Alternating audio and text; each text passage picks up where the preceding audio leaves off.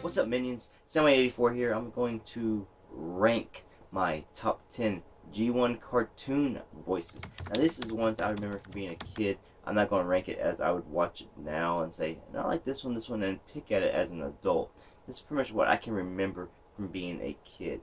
And I'm going to put this strictly on the cartoon series. I'm going to exclude the celebrity movie voices out of the movie cast and just stick with the ones that would matter. No, season 1, 2, 3, and 4.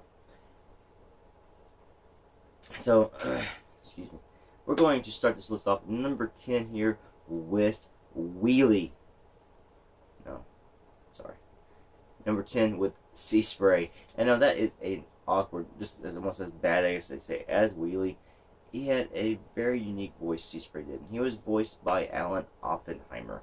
And he had the voice in the cartoon where he's like gargling the entire time, like he's just got some water in his mouth, which I guess fit that he was a hovercraft, so he was water-based alt mode, and he just picked a voice that sort of matched that.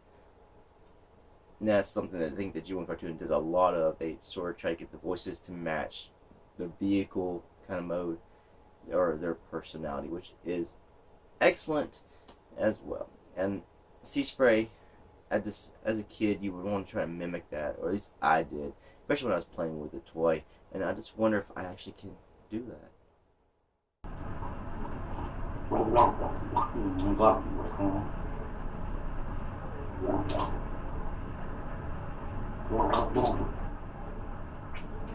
Not very well.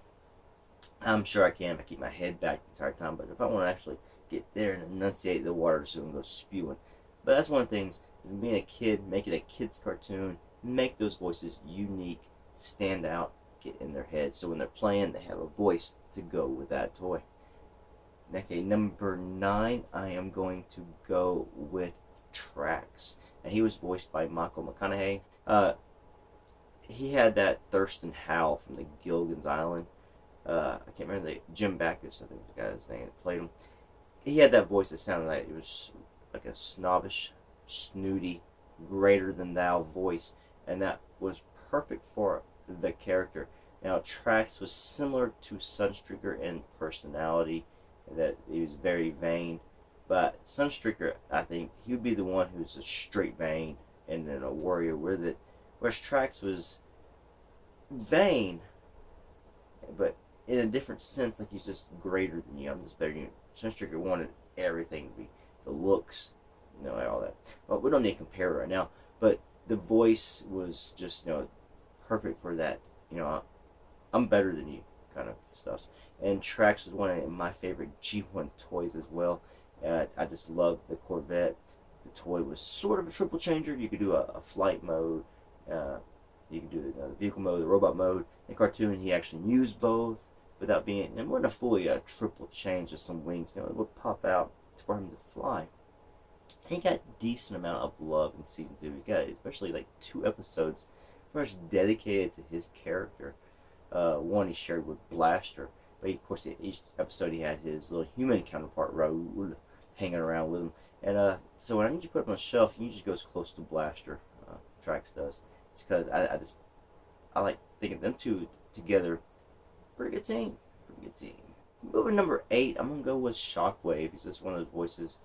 Again, it's sort of iconic, even though it's not something that's really grand. It's just a cool voice. He sounds like that actor. I cannot remember his name. I should have looked at it probably before I sat down to do this video.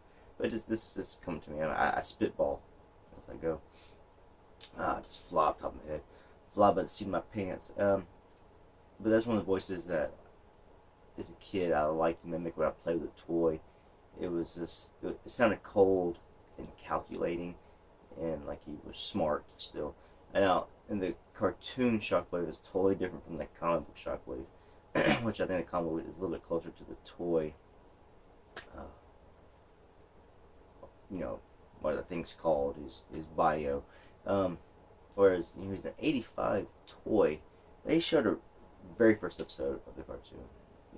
He was already probably a character that was planned, showed up, And since they so much got him loyal in that little spot, there's really no sense of his, not betrayal, but want to take over the Decepticons because would be logically the better leader. There's one episode when he says, "Have a safe journey, Megatron," he's going back. And that's really about the only hint we got probably in the cartoon of him sort of not fully loyal to Megatron. Again, that's one of the voices. When you have that toy, you get instantly put with him. And I'm glad that's one thing the Bumblebee movie got right. Now, they didn't get the original voice actor, but they got the guy, I can't remember his name at the moment, but he is very good at the voices, and he got it from spot on. And much, much better than what they did in Dark of the Moon. Okay, number 7, I'm going to go with Cyclonus.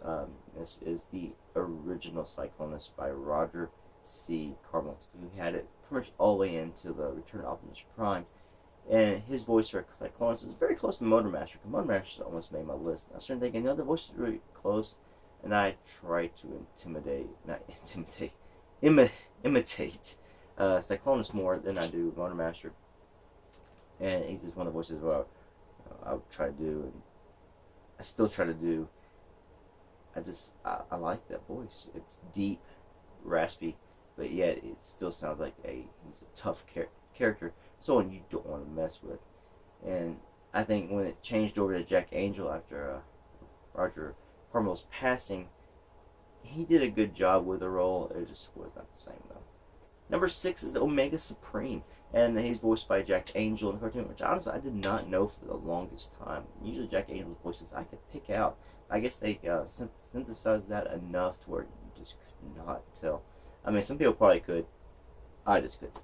But he's had one of those voices that, to me, was always very distinct. I could pick it out with, Smokescreen, Ultra Magnus, and the Seeker. I want to say it was Ramjet. And then, of course, Astro Train. And it always coming back to Voltron. Some of those Voltron voices. But that was always a voice when you had the toy, which I never had as a kid. But I'd want to imitate Omega Supreme. And once I finally got the reissue from Japan years ago, one of the first things I'd do is try to talk like that. And, that's just his distinct voice, distinct way of talking, too. He didn't talk normal. And that's just something, like I said, being a kid's cartoon, they had to do something to give each character personality when they couldn't, like the comics, give you 22 pages on this person. They had to do as much as they could in the allotted time that they had. Okay, number 5, I'm going with Blaster, voiced by Buster Jones. He comes across as a robot Cybertronian who was just cool under pressure. Didn't crack. He knew what was going on, knew how to handle it, and he just came across as being, it's just really smooth. And I liked his voice very much. I believe he also did Doc and G.I. Joe. I'm not positive, but a lot of these Transformers the voice actors in the '80s were all over everything, and that's just one of the voices that it just stood out to me. It was tough. At the spot here, I wanted to put Perceptor. But towards the end of season 3, the voice got kind of whiny to me, so I was like, well, Blaster just stood above Perceptor there. And just having Blaster and having Grace myself, I tried to do those two voices, and yeah, it just didn't always work for me when I'm trying to do it as a kid, but everyone's in my head, I could hear it. Okay, number 4, I'm going to go with Bruticus. Bruticus had he's one of the characters with a weird speech pattern. I was trying to limit my list to one combiner that I remember as a kid trying to imitate, and it was just Bruticus or Devastator. And I think as a kid, Bruticus was a little bit easier, just because of his speech pattern.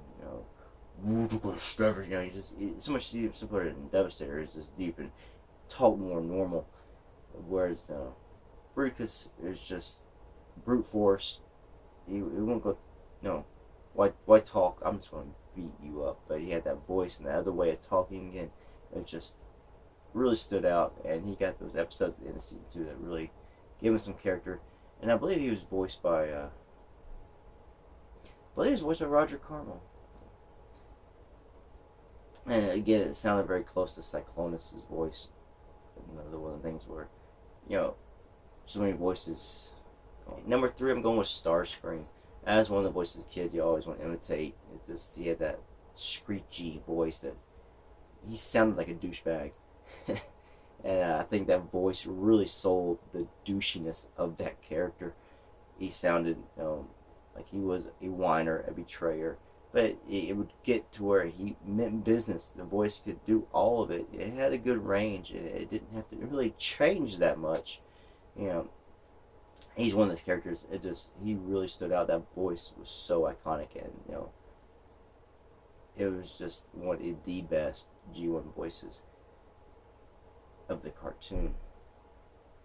Now I'm getting down here to my top 2, and you'll notice an omittance, which is probably a great sin when it gets to the end of my list. But I'm going with number 2. I'm going with Warpath. Now that is a weird choice to throw in at number 2, but as a kid, just think back. I'm like 5, 6 years old playing with Warpath, and just that way of talking in the cartoon. Blam, blam, blam. You can so easily do it, even as a kid. And he's a tank as a toy. That he was one of my favorite Transformer G1 toys. The tank, I would play the crap out of him. And it was just, that voice was so easy to imitate. And if you don't spot him, but as a kid, that was so perfect. It was just like he was a robot possessed with just blowing crap up. I'm gonna blow you up. Kind of stuff. It was so easy to imitate. And he's way up here on my list. And that's crazy. But he was also voiced by Alan Oppenheimer, and who also did Seaspray. And both these guys made my list. And both had weird voices. Alright, number 1. You can guess it. My whole channel is based on this, and I'm so biased, I guess you can say, towards this character, Soundwave. He's got one of the most iconic voices out of the G1 cartoon. When it was synthesized, when his voice was not, his voice was just cool. It was a cool factor back then. And of course he had his minions. So you had a robot who had a bunch of other characters. You could stick beside him, stick with him.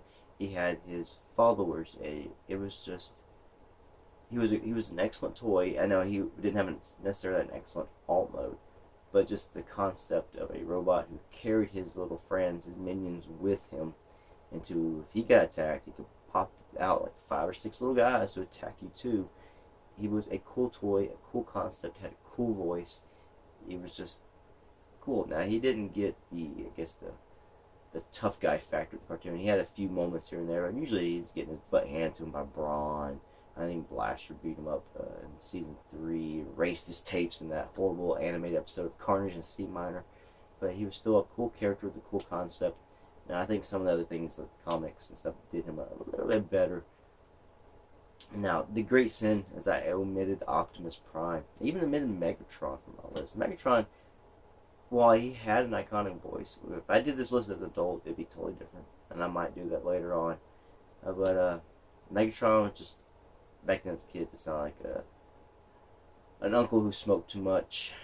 He's just like, hey, get over here, boy.